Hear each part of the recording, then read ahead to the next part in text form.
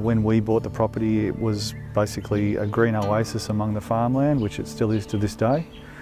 Prior to that, it was owned by the Crafter family, and they had it from 1968 onwards to 2001, and they transformed it from what was originally a school camp and a small strawberry farm to a commercial flower production business.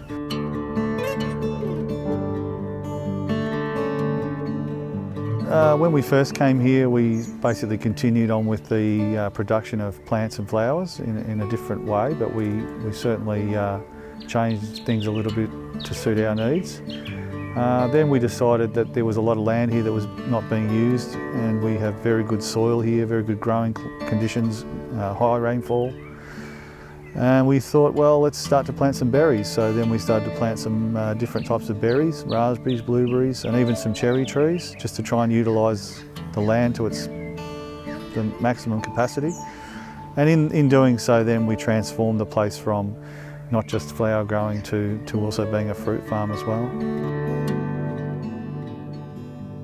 My favourite thing is that I'm a stone's throw away from the edge of Melbourne, and yet when I come in the driveway and I'm home working around the property, I could be 100 kilometres away in any country town out of Melbourne and you wouldn't know.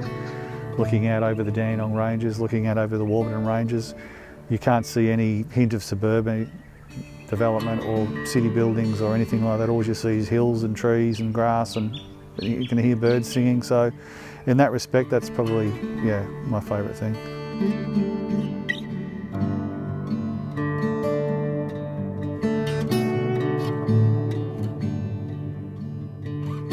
This property would suit anyone that wants a tree change, as you might say.